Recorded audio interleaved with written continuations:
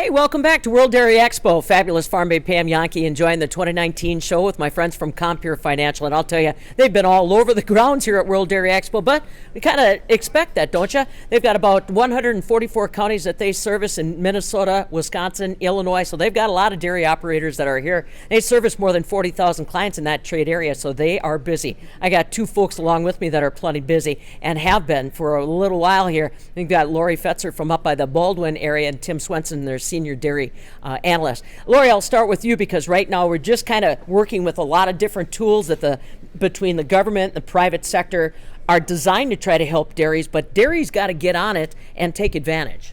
Yeah, they do. They really need to understand what the programs are and forget that what the old programs were. With MPP, we had a lot of problems with those. It didn't work like we thought we would, so people have been reluctant with DMC, but it really does seem like it's a good program that people really should take advantage of. Same thing with DRP. There's too many tools out there for clients to not utilize something for risk management. You know, I think there's a lot of intimidation, though. We get caught up in the jargon. You know, look how many different acronyms we use, and it blows by a lot of growers that haven't invested in that.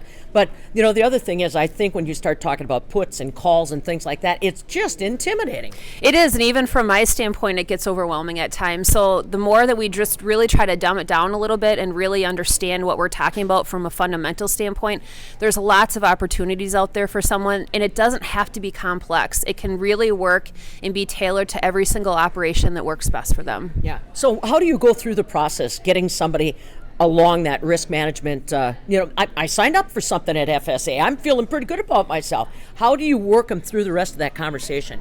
Yeah, the first thing they got to do is understand their financials, and we've got our dairy lending group that can help with that, and also our dairy consulting group. But also on Compeer.com, we have a dairy margin manager tool that people can input all of their own financials in, go through a break-even cost and cost of production, and understanding what your break-even and cost of production is first before doing risk management is a pretty crucial thing to do. And we always try to start there and then work through and make sure that we have a lot of the risk management in place. Maybe it's a put, maybe it's DMC, maybe it's DRP, but really first understanding what your cost of production is and what your break even to know what the risk management is covering is pretty crucial. Mm-hmm. And these things change, so it's not like we're going to take this one meeting and then we're going to be done. Absolutely. So with some of our clients, with consulting clients, they're doing quarterly financials and really trying to understand, are we on budget or not? And if not, what's going on?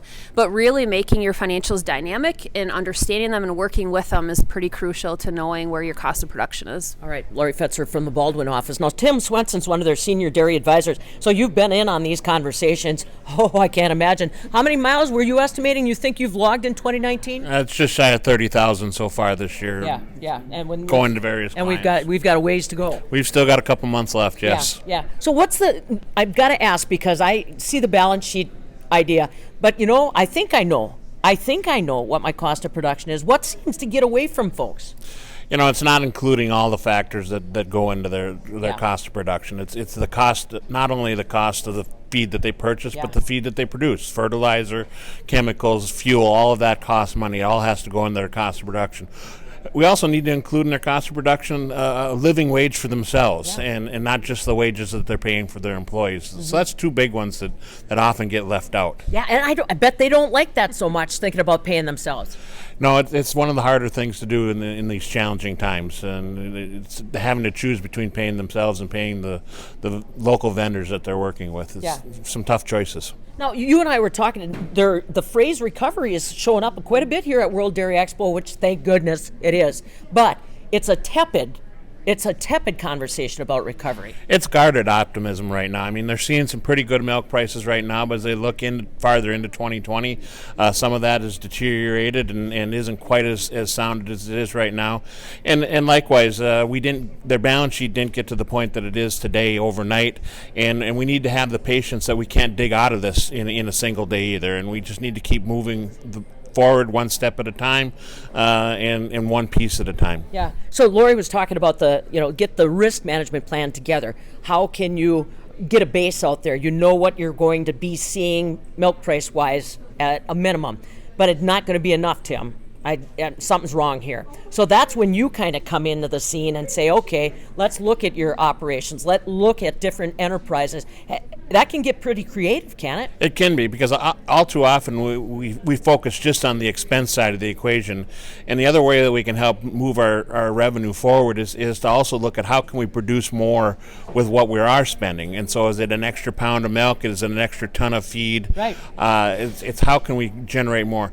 Also, even with these milk prices being where they at, it's how can we get the most for that milk price, and so making sure that we're producing high quality, high component milk to take fullest advantage of the price we are getting is so critical. And the one conversation that always still sticks with me is, do you need all of those replacement heifers? I mean, come on, we laugh as farm kids, we giggle, but here at World Dairy Expo, come on, these are the people that I can't let that one go. Thanks for bringing it up, because it's so critical, and we're finally starting to have some realization of that, and folks are really starting to focus on that. But it's a long, stretched out process. Yeah, I bet. Like I said, 30,000 miles and plenty more to go with that kind of conversation ahead of you. Absolutely. Yeah. It's not a single answer for any one farm. Sure. We have to tailor those answers to fit the needs of every organization, and that's the other piece that makes it interesting. Well, and that's why we were saying about how every dairy is different. Size does not matter. There are dairies that do a tremendous job in just milk production, the quality, the quantity. There are others, especially at this kind of a show, that focus on those genetics. And then when we laughed, those heifers, those replacements are exceptionally valuable and part of their enterprise. But these guys talk your language. They grew up in this. This is their area of expertise. We have the passion for it, and they're a part of your community. Remember, Compeer is all about community. They know that these farm families are in 4-H. They're involved in FFA. They are on the school board. They're involved with the hospital board. And Compeer steps up to support that community effort as well through county fairs, 4-H, FFA, scholarships, etc. So like I said, it's a through and through commitment to the rural community, and these guys are just part of the team that makes it all happen. If you haven't had a chance to visit with them, and you maybe are just kind of frustrated, you can't do everything online by yourself sometimes. Why don't you talk to the experts that are sitting in Compeer? They will be out there to see you and work with you in a heartbeat. And that's because that's where their heart beats. So jump online, Compeer.com, or like I said, they're here at World Dairy Expo as well, with me, the fabulous farm babe, Pam Yankee.